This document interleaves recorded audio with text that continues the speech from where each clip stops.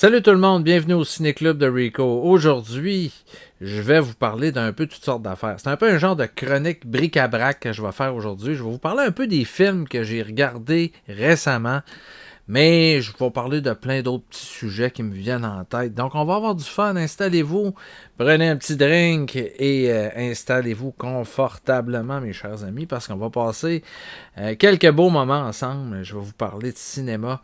Et on va avoir bien du plaisir au Ciné-Club de Rico.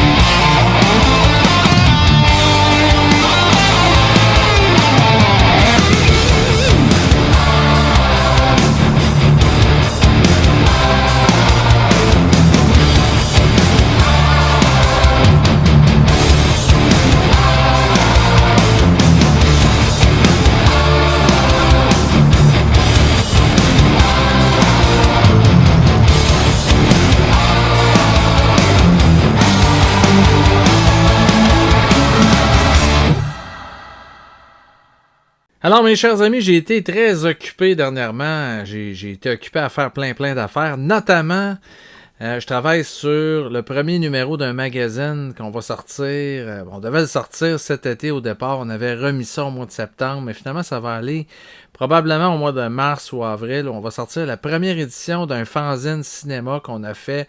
Les textes sont tous écrits. J'ai fini dernièrement, cette semaine, d'écrire un texte sur l'actrice Soledad Miranda. Ça va être un super beau magazine. On va parler de cinéma de genre.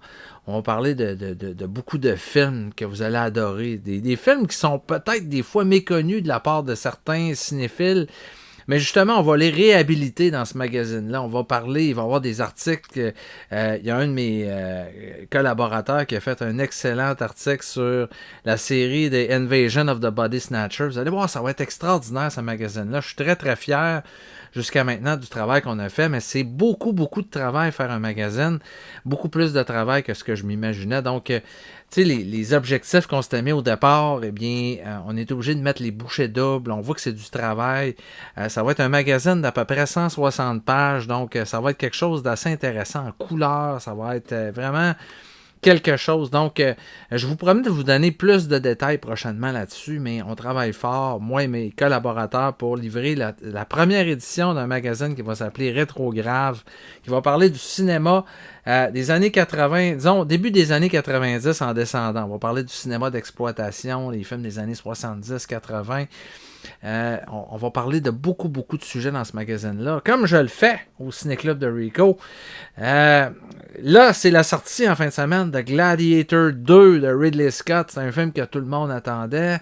Ben, je sais pas si tout le monde l'attendait. Tu sais, moi, personnellement, je n'étais pas impatient de voir Gladiator 2. Quand j'avais vu le premier au cinéma à l'époque, je me souviens, la première réaction que j'avais vue, tu sais, tout le monde capotait quand il avait vu Gladiator. Ça m'a pris un peu de temps avant d'aimer Gladiator. On dirait que la première écoute n'a pas été... tu sais, j'ai pas tout de suite embarqué dans le film.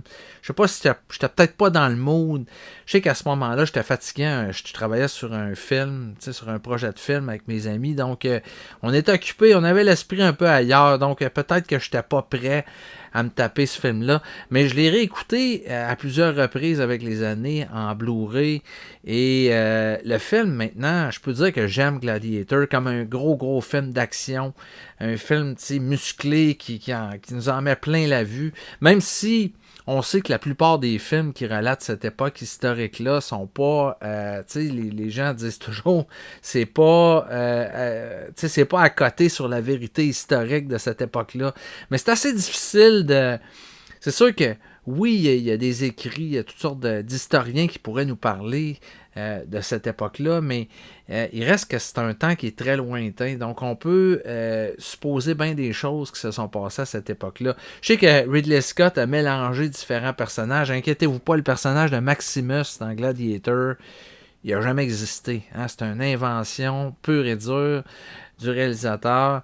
Il y a certains personnages historiques qui ont existé, mais on les a manipulés un peu. On a créé une histoire autour de toutes sortes de personnages historiques où on a intégré un personnage fictif au travers. Ça a donné Gladiator, qui était le gros succès de cette année-là. Ça a remporté l'Oscar du meilleur film. Je suis pas sûr que j'aurais donné l'Oscar du meilleur film à Gladiator, mais c'est pas grave. Le film a ses mérites. Ridley Scott, qui est un grand créateur de films à spectacle. Alors, j'ai hâte de voir qu'est-ce que ça va donner. Il y a des avis qui sont partagés. Il y a des gens qui ont beaucoup aimé la suite, d'autres moins. C'est sûr que Russell Crowe n'est pas dedans. Là. Il est mort dans le premier film. Donc, on évoque sa présence dans le deuxième. Alors, vous saurez me le dire dans les commentaires si vous êtes allé voir Gladiator 2 en fin de semaine. Moi, j'aurais aimé ça y aller. Mais malheureusement, je suis pris par toutes sortes de choses. Donc, j'ai hâte d'avoir les avis des gens qui m'écoutent au Ciné-Club de Rico. Je vais évidemment lire les critiques qui vont sortir sur le film. Ça m'intéresse quand même. J'ai hâte de le voir. L'acteur qui joue le personnage principal, Paul Mescal, c'est un très très bon comédien. Il y a Denzel Washington, ça a l'air là-dedans qui était extraordinaire comme toujours, qui est toujours bon, Denzel Washington, qui va avoir 70 ans en passant et c'est assez incroyable. Il y a encore du look, là, Denzel Washington. Il a l'air en super shape encore. Ça a l'air qu'il s'entraîne. Bref. Ça a l'air que c'est lui qui vole le show dans Gladiator 2. J'ai hâte de voir. J'ai hâte de voir si le film va encore une fois. Est-ce qu'ils vont répéter l'exploit du premier film, d'amener le deuxième film aux Oscars, de gagner l'Oscar du meilleur film? Ça m'étonnerait, mais on sait jamais. Donc, Gladiator 2, c'est la grosse sortie en fin de semaine. Une autre affaire que je voulais parler, je suis allé cette semaine au magasin. Parce que c'était la sortie cette semaine de Terminator de James Cameron en 4K. Et je m'étais dit, bon, je vais aller voir, des fois qu'il ne serait pas trop cher, peut-être que je vais me laisser tenter. Mais j'ai fait la tournée et j'ai réalisé que, je ne sais pas si c'est moi, mais de plus en plus les médiums physiques coûtent de plus en plus cher. C'est vrai que une chose est certaine, c'est que le fait qu'on en imprime moins, qu'on en vend peut-être moins, ça fait qu'on le vend plus cher aux clients. Mais là, quand je suis arrivé devant le kiosque, puis que j'ai vu Terminator, je l'ai vu en avant de moi avec étiqueté à 42,99. Là, tu n'as pas payé les taxes encore. 42,99, ça veut dire que quand tu vas arriver à la caisse, il va te coûter à peu près 50$ si tu rajoutes les taxes. Je me suis dit, je suis prêt à payer 50$ pour avoir Terminator en 4K. Je l'ai déjà en DVD. Je suis capable de vivre avec ça. Très bien. Je suis très bien capable de vivre avec mon DVD. Et surtout quand j'ai vu le prix du 4K, je me suis dit, fuck it, je ne l'achète pas. De la merde, ils n'auront pas mon argent. Peut-être qu'à un moment donné, si je réussis à le trouver moins cher, dans une, je sais pas, peut-être, ils vont peut-être baisser, il va peut-être avoir des aubaines à un moment donné. Mais à un moment donné, il faut se poser la question. C'est sûr qu'on veut que le médium physique continue, mais on sait que, il y a beaucoup de films qu'on possède déjà. Est-ce qu'on est prêt à payer encore le gros prix? Est-ce qu'on est prêt à payer 50$ pour avoir un... c'est pas... On nous offre pas rien d'extraordinaire, là. C'est un petit boîtier en plastique de même, là. Il n'y a rien de... c'est pas une édition Arrow Video, là, puis vous payez 50$ pour avoir le Christie de 4K de Terminator. Je sais pas si ça vaut la peine. Puis sérieusement, c'est quand je me promenais dans les rayons, je regardais, les 4K qui sortaient. C'est de plus en plus cher. 40$, là, c'est commun. Il y en a beaucoup qui sortent. Là. Puis à coût de 50$, là, à un moment donné, on est en droit de se poser la question, est-ce que je vais l'acheter? Donc, mais il y a quand même des aubaines de temps en temps. Je pense qu'il faut courir les aubaines parce que les films qui sortent, là, quand on les achète au jour de la sortie, ça coûte assez cher. Et je vais vous parler maintenant des films que j'ai visionnés dernièrement. J'en ai vu quelques-uns. J'ai pas préparé préparer de grandes affaires. Je vais vous parler juste simplement des quelques films que j'ai vus. J'ai revu avec grand bonheur, parce que j'ai acheté l'édition qui est sortie en France, je crois, au début de l'année. Ça chauffe au lycée Ridgemont. C'est un film de Amy Akerling, écrit par Cameron Crowe, qui avait réalisé Jerry Maguire, qui a réalisé Almost Famous, entre autres. Et c'est un film qui est super bon. Hein? Regardez-moi ça, la pochette, vous reconnaissez Sean Penn qui est là-dedans, avec sa planche de surf. Il fait une espèce de hippie là-dedans. Il fume du pot. Il est dans sa caravane. Il ouvre la porte de sa caravane. Tu vois, à boucan sortir. Exactement comme dans les films de Cheech et Chong. Il y a beaucoup d'acteurs connus là-dedans. Phoebe Cates. Il y a Jennifer Jason Leigh qui est toute jeune là-dedans. Si vous portez attention, vous allez voir Eric Stoltz, vous allez voir Nicolas Cage. Il y a entre autres aussi Forest Whitaker qui joue là-dedans, qui joue un jeune footballeur. Ça se passe dans un lycée américain et c'est basé sur les mémoires de Cameron Crowe qui avait écrit un livre sur sa jeunesse, sur comment ça se passait dans les lycées américains dans sa jeunesse, toutes les mésaventures qu'il y avait avec les filles, tout ce qui se passait avec ses amis, toutes les petites histoires qu'il avait entendues.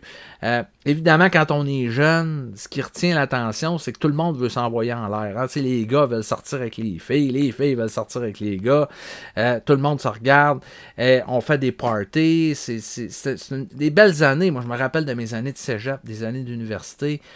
C'était la boum, c'était les parties, les jeudis soirs, on commençait à 7h le soir, puis on finissait 3 jours plus tard, tout bien sous d'un char, couché dans un parking quelque part, on se souvenait plus de ce qui s'était passé, et ça, c'est quand que ça finissait pas dans une chambre d'hôtel, quelque part, puis en tout cas, bref, les belles années de Cameron Crowe sont résumées dans ce film-là, qui rassemble une pléiade d'acteurs extraordinaires. Et c'est super drôle. C'est un film qui est devenu important. Fast Time at Ridgemont High, qui est réalisé par Amy Akerling, qui est une jeune réalisatrice qui est née dans le Bronx, elle est née à New York. Elle a fait ses études à New York. Et quand elle a terminé ses études, elle a joint l'American Film Institute. Elle a fait des courts-métrages pour l'American Film Institute. Elle a gagné des prix. Elle s'est fait connaître grâce à des courts-métrages. Mais ça a pris du temps, Amy Akerling, avant qu'elle réussisse à convaincre des producteurs de lui donner les rênes d'un long-métrage. Et c'est arrivé en 1982 avec ce film-là qui était scénarisé par Cameron Crowe, qui était basé sur son livre, parce qu'il avait écrit un livre, Fast Time at Ridgemont High, qui était un peu ses mémoires. Cameron Crowe, c'est un peu un genre on pourrait dire, un surdoué de sa génération, parce que à l'âge de 16 ans, Cameron Crowe il avait été engagé par Rolling Stone Magazine pour écrire des articles. Il avait envoyé des articles qu'il écrivait sur les groupes de musique et il était tellement bon, il avait tellement de talent que Rolling Stone Magazine avait décidé de l'engager pour suivre des groupes. Il avait suivi notamment les Eagles en tournée. Il faisait des textes sur les groupes et il les suivait. Donc, il écrivait pour Rolling Stone Magazine à l'âge de 16 ans. C'est quand même exceptionnel. Et il a écrit un livre après ça sur ses années à l'école. Et après ça, en 1989, il va passer à la réalisation avec Say Anything, un super bon film avec John Cusack. C'est une comédie romantique. Mais il parle de la génération X dans ses films. Tu sais, c'est vraiment un réalisateur qui parle de notre génération, des gens de mon âge. Même peut-être, tu sais, la génération X, ça rassemble les gens des années 70, 80, début des années 70, fin des années 60, là, mettons. Juste après les baby boomers. Donc, c'est à notre génération, donc c'est le fun de découvrir tous ces acteurs-là qu'on a appris à aimer avec le temps.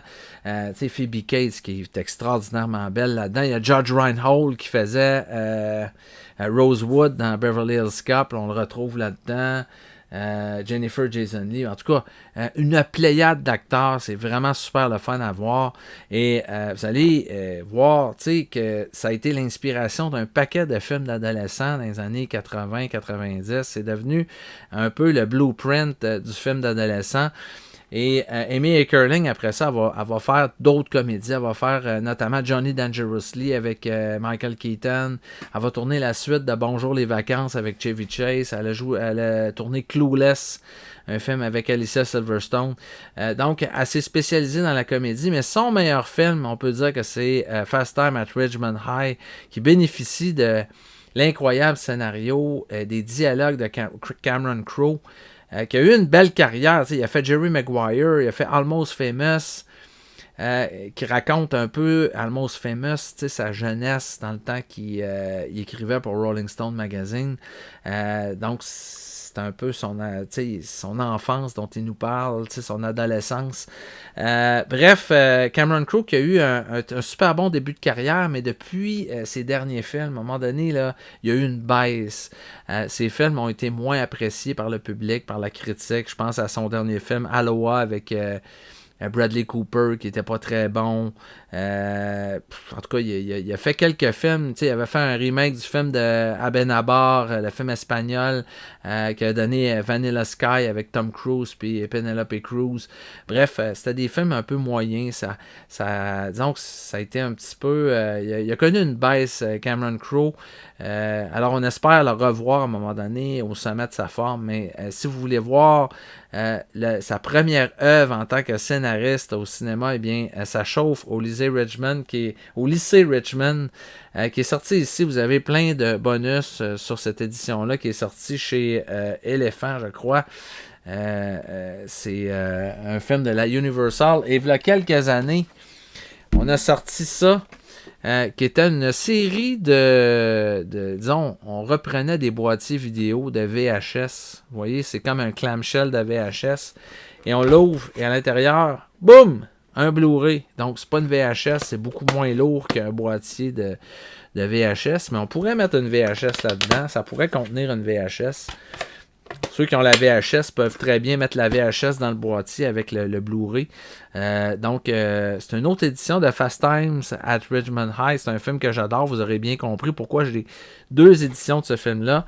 Il y a la version française sur cette édition-là, ce qu'il n'y a pas sur celle-là. Donc, j'adore ce film-là. On voit, hein, regardez la belle photo de Sean Penn. Il est-tu beau avec les cheveux longs? Donc, mais ce qu'il faut surtout retenir, c'est Phoebe Cates là, qui est...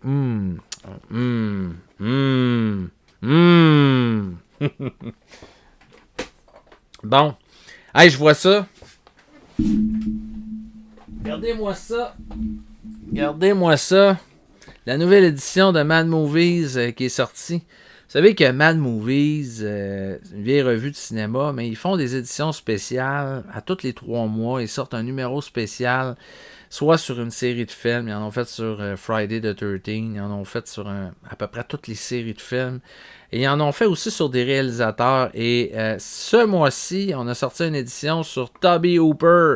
J'ai vu ça tantôt. J'étais allé au magazine Lecto, proche de chez nous, qui vendent à peu près tous les meilleurs magazines. Si vous êtes à Québec et que vous voulez chercher un magazine à lire, allez au magazine Lecto. Ils ont à peu près tout ce que vous voulez comme magazine de cinéma. Et il y a également Vidéo Centre-Ville à Québec, chez mon ami Patrice, qui ont à peu près tout ce qu'il y a de magazines de cinéma. Donc, vous allez trouver cette belle édition-là de Mad Movies avec qui parle de la carrière de Tobe Hooper. Regardez là derrière, on voit une photo de Texas Chainsaw Massacre 2 et ça couvre toute la période de ce réalisateur-là qui a marqué le cinéma. Tu sais, Massacre à la tronçonneuse au début, évidemment. Mais on passe en revue toute sa filmographie, tous ses films de Massacre à la tronçonneuse en passant par Poltergeist, Le crocodile de la mort.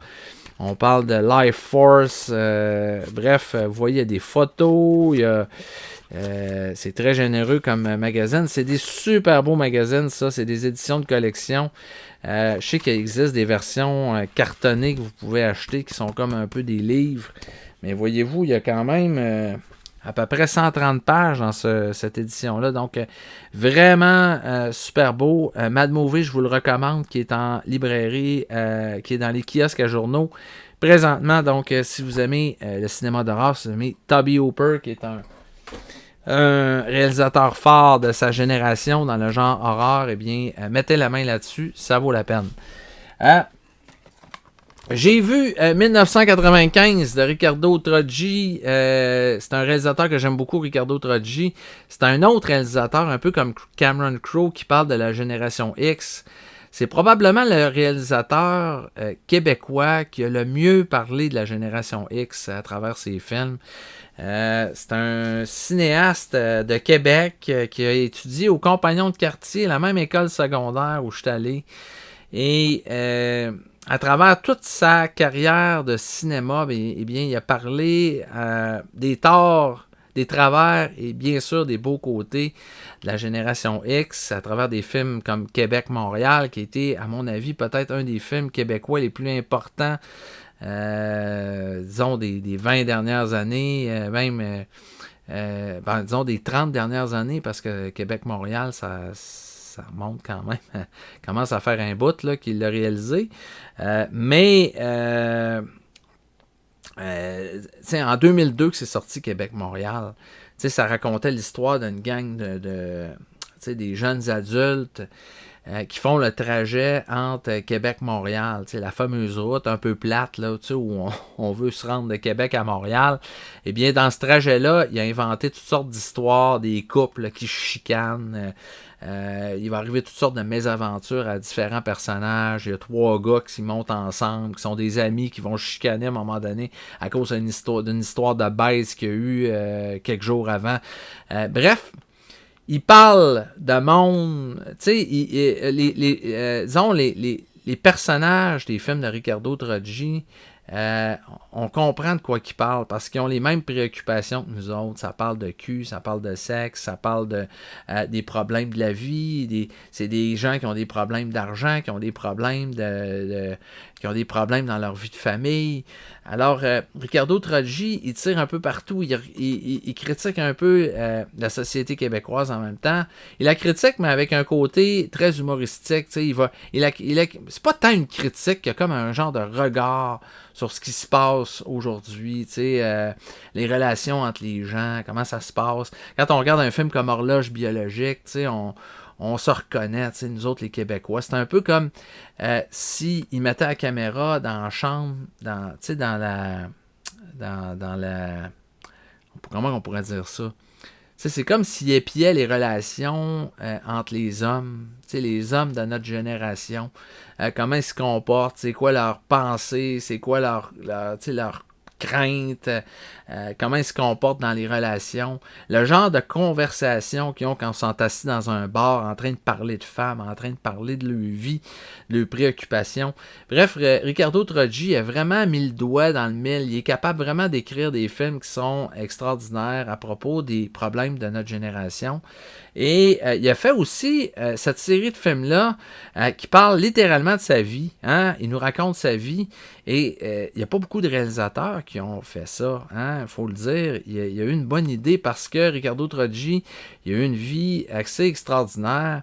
Il n'était pas destiné nécessairement à faire du cinéma au début. Là, c'est ça un peu qu'il nous raconte dans sa vie. Mais les chemins l'ont amené là. Et c'est un gars qui a trouvé son destin parce qu'il avait beaucoup de talent. Donc, après avoir fait ses premiers films, Québec-Montréal, Horloge biologique, il a fait une couple de séries télé aussi. Mais en 2009, il a réalisé 1981 qui parle de l'âge de ses 11 ans.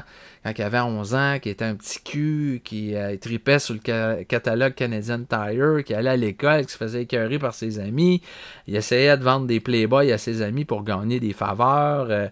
On voit sa relation avec ses parents, avec sa sœur. Bref, c'est super beau. Un film très touchant qui est le fun. Sa relation avec son père qui est italien.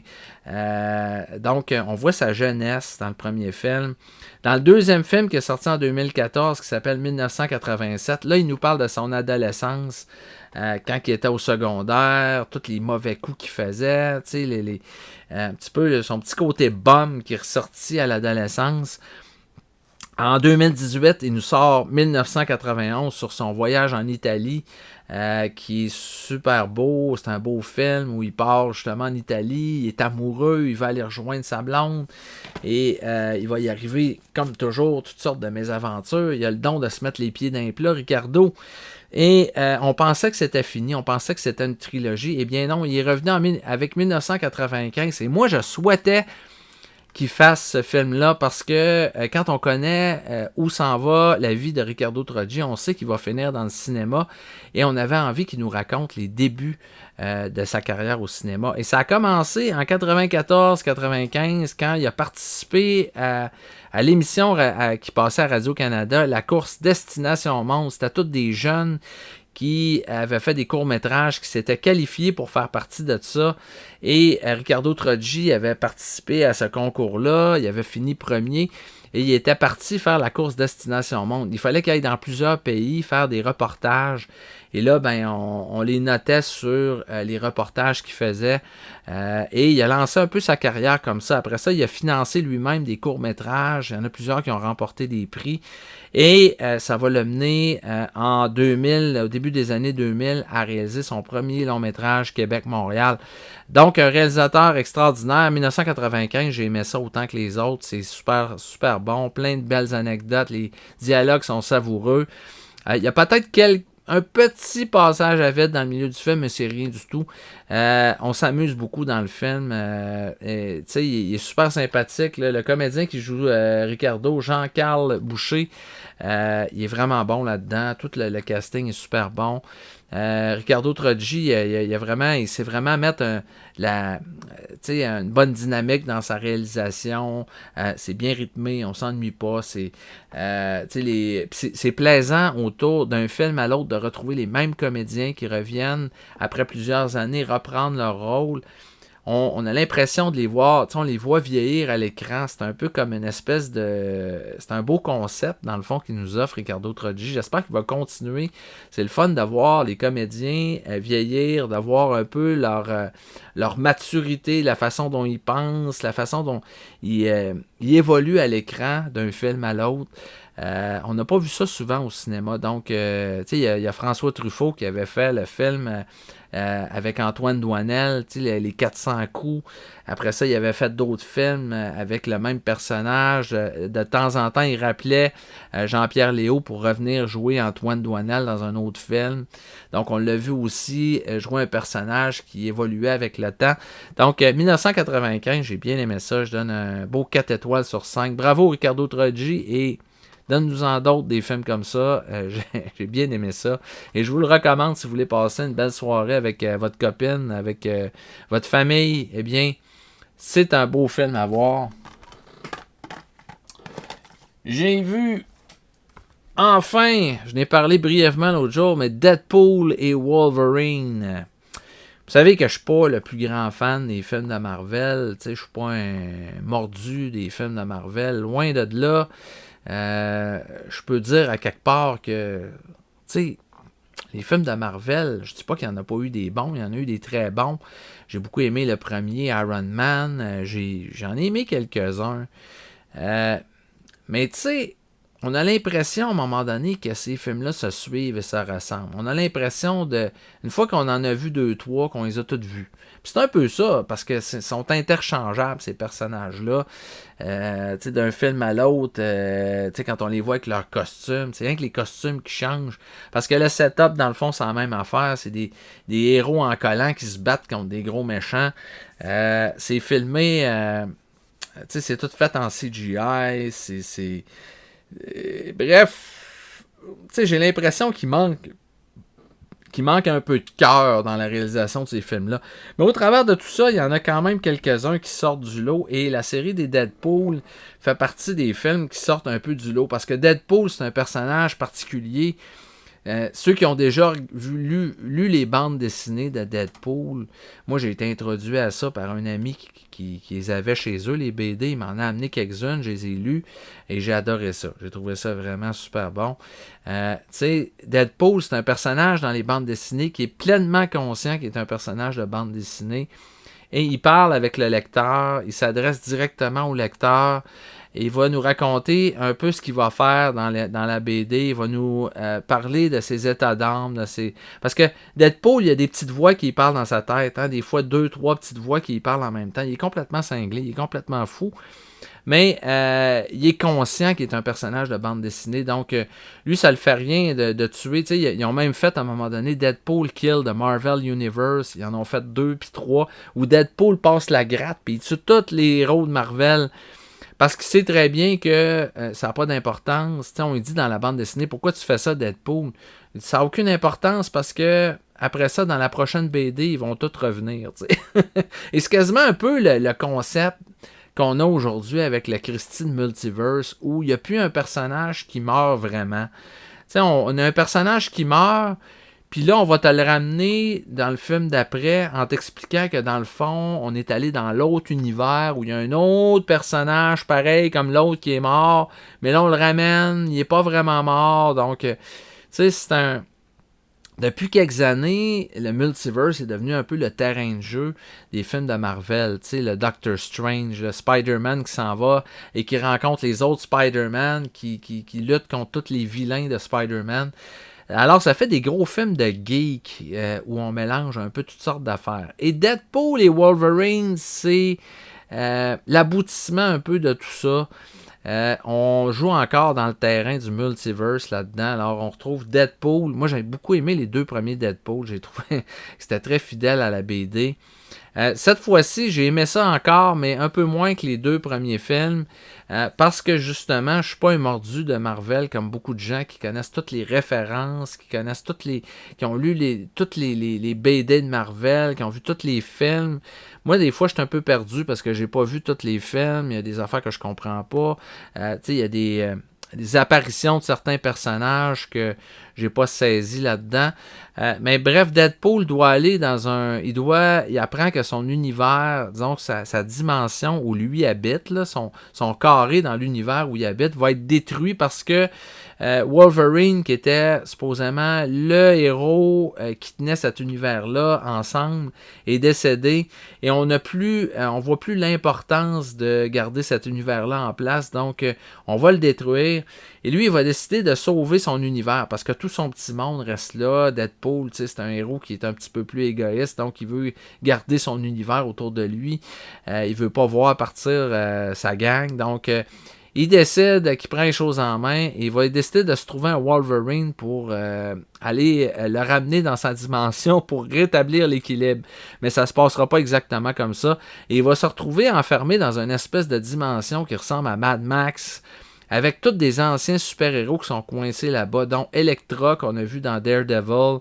Il y a Chris Evans là, qui jouait Captain America, mais qui a joué aussi la Torche Humaine dans le premier film des 4 Fantastiques. Eh bien, il revient dans le rôle de la Torche Humaine. On fait beaucoup de jokes par rapport à ça. Au début, on pense que c'est Captain America, mais finalement, c'est la Torche. Et on voit évidemment Blade aussi qui apparaît à la fin du film. Et je trouve que Blade ne ressemble pas au Blade qu'on a vu dans les vieux films. Ça, c'est un peu un reproche que je fais. T'sais, Blade, c'est une version un peu édulcorée de Blade qu'on retrouve là-dedans. Bref, ils vont retrouver tous ces beaux héros-là. Ils vont devoir essayer de faire des tours de passe-passe pour essayer de sauver l'univers. Donc, Deadpool et Wolverine, on a voulu faire un genre de body movie avec 2 super-héros. À certains moments, ça fonctionne. Ça peut faire penser à des films. C'est inspiré de films comme 48 Hours, comme Lethal Weapon. Sauf que là, c'est 2 héros en collant qui s'endurent pas, qui sont pris pour travailler ensemble. Il y a beaucoup d'humour là-dedans. Les dialogues, des fois, sont un peu pipi-caca. Mais ça fit avec le personnage de Deadpool, qui est un personnage qui est un peu trash. Donc, moi, j'ai trouvé ça drôle dans l'ensemble. J'ai trouvé ça bien. Une espèce de bagarre qui est assez incroyable dans une voiture entre Wolverine puis Deadpool. C'est assez débile comme scène d'action. Le film est débile du début à la fin, mais c'est très assumé. Moi, j'ai quand même aimé le délire, même si j'ai pas tout compris du délire, mais des fois, le délire, c'est ça, on comprend pas tout. Hein? C'est comme si on prenait un champignon hallucinogène puis qu'on regardait, on regardait notre écran de télé. Donc, Deadpool et Wolverine, j'ai pas aimé autant que les 2 premiers Deadpool, mais je donnerais peut-être un 3 étoiles sur 5 quand même. J'ai eu du bon temps quand même là, avec Deadpool dans ce film-là. Il faut dire que Hugh Jackman, quand même, à l'âge qu'il est rendu, il fait encore Wolverine et il a l'affaire. Il est vraiment... Tu ne l'écœurerais pas. Là, il Et on voit qu'il serait encore capable de faire le personnage pour encore plusieurs années, à mon avis. Donc, Deadpool et Wolverine, un 4 étoiles sur 5. Beau transfert, super beau, 4K, qui coûtait pas trop cher celui-là. Donc, j'ai mis la main dessus. J'ai écouté cette semaine 2 films de Nikos Mastorakis, qui est un réalisateur grec. Ça vient d'un coffret qui ont sorti sur Nikos Mastorakis. The Time Travelers, qui raconte un peu une histoire d'un voyage dans le temps. C'est un personnage énigmatique qui arrive en Grèce au début du film. Il atterrit là, sur cette île-là. On ne sait pas trop comment il est arrivé là, mais il est recueilli par une femme qui est jouée par Adrienne Barbeau, qu'on a vu dans les films de John Carpenter, qui a d'ailleurs déjà été la femme de John Carpenter à l'époque, qui ont fait des films comme The Fog, bref... Adrienne Barbeau, qui est l'actrice principale de ce film-là, elle va l'accueillir chez elle. C'est une Américaine dont le mari est décédé. C'est un astronaute. Et là, elle vit sur cette petite île grecque-là avec son fils. Ils mènent une vie paisible. Ils essayent de pas trop avoir de péripéties dans leur vie. Mais arrive cet homme-là qui, au début, a l'air amnésique. Il se souvient pas de rien. Il ne se souvient pas de quelle façon il est arrivé là, mais progressivement, alors que le film va évoluer, lui, il va se rappeler certaines choses. Et on va faire des parallèles un peu avec la vie du Christ. Il serait un personnage qui serait associé au Christ. Bref, il y a une histoire un peu... en tout cas, ouais, là-dedans. Mais il reste que c'est bien filmé, c'est quand même bien fait. On va découvrir que le personnage a certains pouvoirs, il peut ramener un peu comme Jésus-Christ, il est capable de guérir des gens, il est capable de... en tout cas, j'ai semi-aimé ça. J'ai aimé ça par moment, parce que c'est mauditement bien réalisé. Mastorakis, là, qui a fait toutes sortes de films d'horreur épouvantables. Là-dedans, là, il s'essaye avec un petit film cute, un genre de Starman, mais... disons, l'aspect religieux m'a peut-être un peu dérangé. Il reste que c'est un film qui est potable. Je donnerais peut-être un 2.5 sur 5. Là. Comme je dis, j'ai semi-aimé ça. Je ne savais pas la meilleure façon de le dire, mais ouais, voilà. Et vous voyez, il y a 2 films là-dessus. L'autre film qu'il y a sur cette galette-là, c'est un film, ça c'est pas mal le fun, c'est Sky High. Ça raconte... c'est des Américains qui s'en vont en Grèce. Encore une histoire qui se passe en Grèce. Évidemment, c'est un réalisateur grec. Alors, c'est des Américains qui s'en vont en Grèce et qui vont faire un voyage. Ils s'en vont là pour triper. C'est des jeunes. Et ils vont être mélangés à une histoire d'espionnage. Il y a un gars qui a une genre de formule, une cassette avec une formule que des méchants du KGB veulent avoir. Et juste avant de se faire tuer, il va donner la cassette à un des jeunes. Ils vont se retrouver mêlés à une histoire d'espionnage. Et ça va donner un film le fun, un peu comme Gotcha, un film qui était sorti dans les années 80 avec Anthony Edwards qui tombait en amour avec une espionne. Bref, c'est un film sans prétention, avec de l'action, avec de la comédie, avec de la romance, mais c'est bien filmé. Et ces 2 films-là sont là-dessus, sur cette galette-là qui regroupe, qui est dans un coffret qui regroupe 6 films de Nikos Mastorakis. J'ai hâte de voir les autres, mais un réalisateur que j'aime beaucoup. Donc, Sky High, j'ai eu du fun. J'ai donné un 3.5 sur 5, franchement. J'ai revu ce film-là à Cut and Run de Ruggero Deodato. Ruggero Deodato, vous le savez, il a réalisé le célèbre et notoire film Cannibal Holocaust, un film pour lequel il s'est ramassé en prison. Quand il a fait Cannibal Holocaust, les gens pensaient qu'il avait filmé des vrais meurtres, des vrais morts. Les gens pensaient que c'était un snuff movie quand le film est sorti parce qu'il avait pris une entente avec les acteurs. Il leur avait dit de ne pas révéler trop d'affaires sur le film et surtout de ne pas trop se montrer lors de la sortie du film. Et les autorités avaient tellement pris ça au sérieux que je crois qu'en Italie, il s'est fait arrêter. Et il est obligé de faire venir des comédiens pour montrer que les acteurs n'étaient pas morts durant le tournage, que c'était vraiment un film de fiction. Cannibal Holocaust, mais ça racontait l'histoire d'une gang de reporters. C'est comme un found footage movie. On trouve les bobines d'un reportage qui a été fait. C'est des reporters qui s'en vont dans l'Amazonie puis qui veulent Ils veulent faire un reportage sur des tribus, des tribus cannibales qu'il y a là. Et on va se rendre compte que ça a assez mal fini pour eux autres. Mais une chose qu'on va réaliser en regardant le film, c'est que les reporters, ceux qui faisaient le reportage, là, c'était pas des enfants de cœur non plus. Donc, à quelque part, ils méritent leur sort dans le film. Donc, Cannibal Holocaust, qui était super bon comme film. Et quelques années plus tard, Deodato va tourner ce film-là, qui est écrit par le même scénariste qui a fait Cannibal Holocaust, Dardano Sacchetti, qui a collaboré comme scénariste à ce film-là aussi. Vous voyez, ça, c'est la vraie affiche du film. Cut and Run. Un film, en français, je pense que ça s'appelle Amazonie, la jungle blanche. Ça parle d'une reporter, encore une fois, qui s'en va dans la jungle enquêter sur la disparition d'un jeune homme qui est mêlé à des trafiquants de drogue des trafiquants de drogue dans la jungle qui envoient leur drogue aux États-Unis. Et il y a un ancien commando de l'armée qui est complètement viré fou là-dedans, qui est joué par Richard Lynch. Il est supposément mort, ce gars-là, à la guerre, mais il réapparaît dans un reportage télé et ça va attirer l'attention d'une jeune reporter qui veut aller l'interviewer sur place parce qu'il est supposément mort, le gars.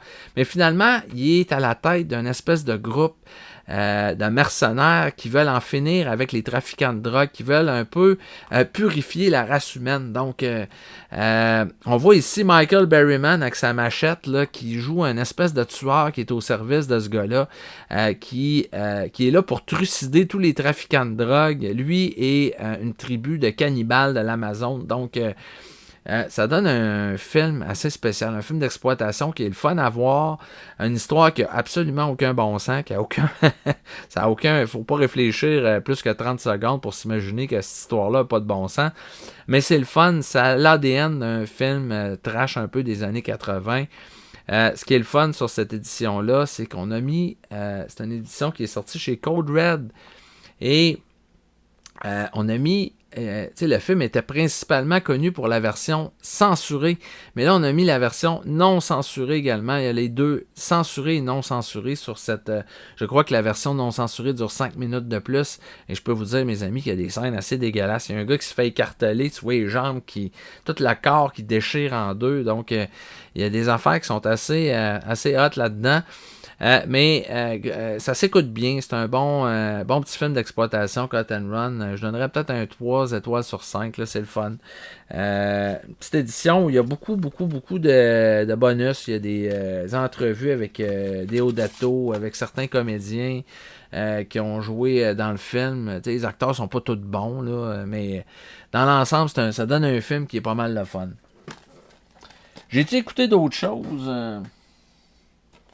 Je pense que ça fait pas mal. Ah oui, j'ai écouté ça.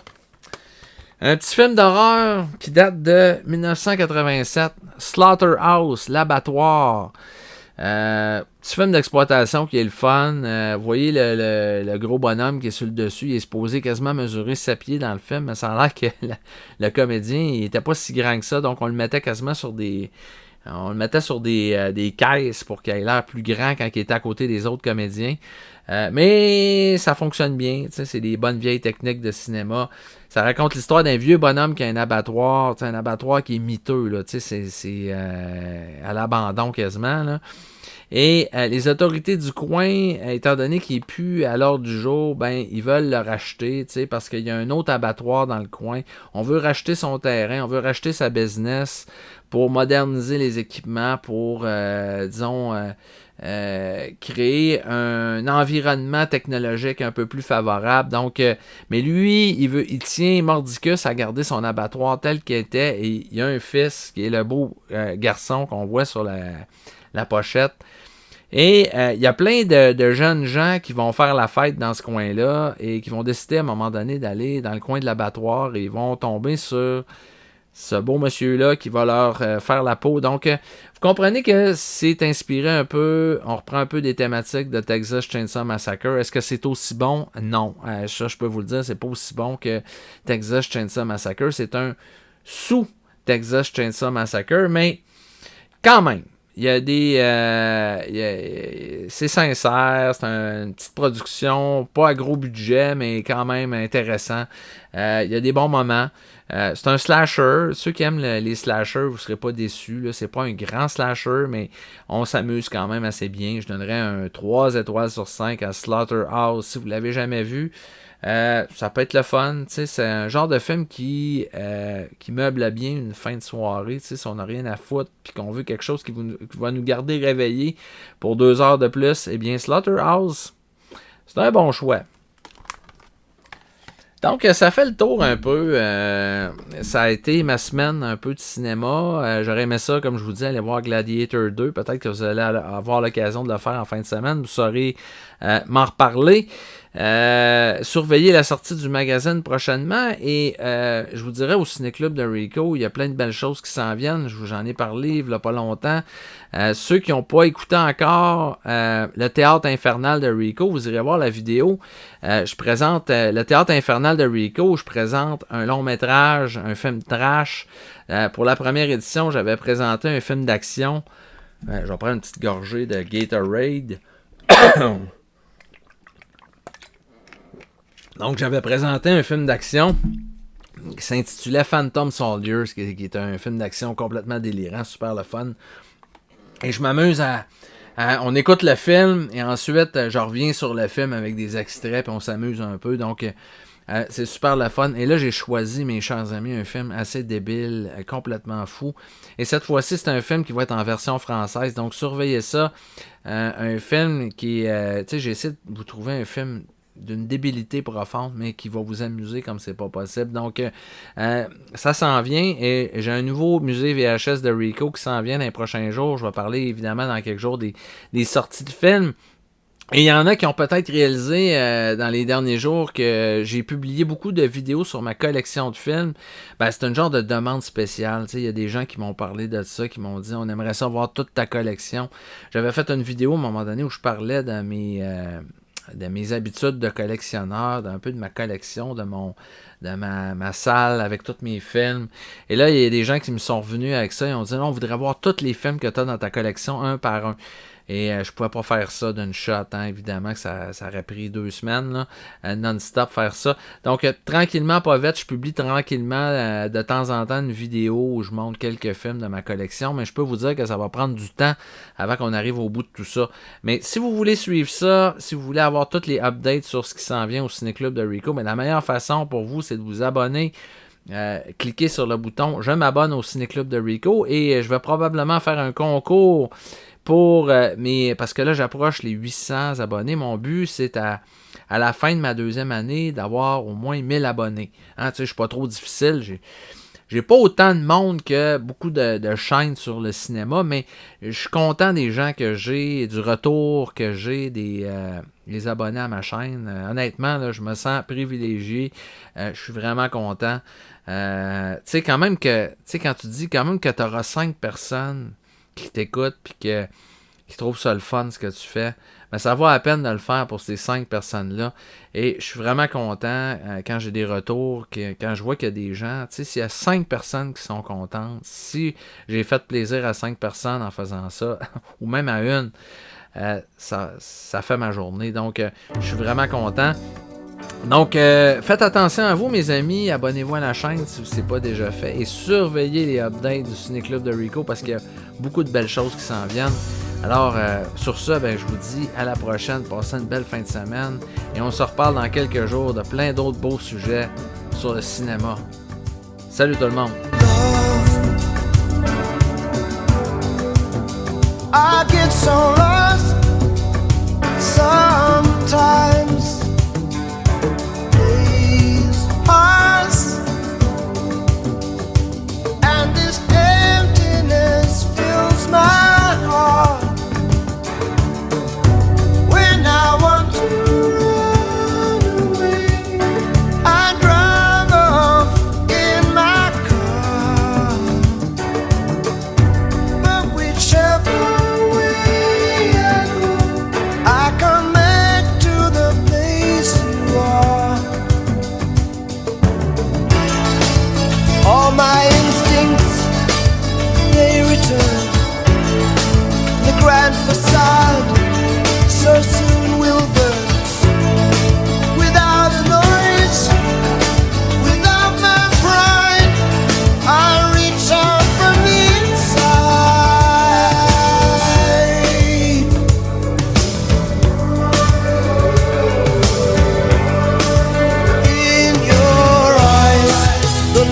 the heat. I am complete. See the doorway. The thousand churches. Resolute.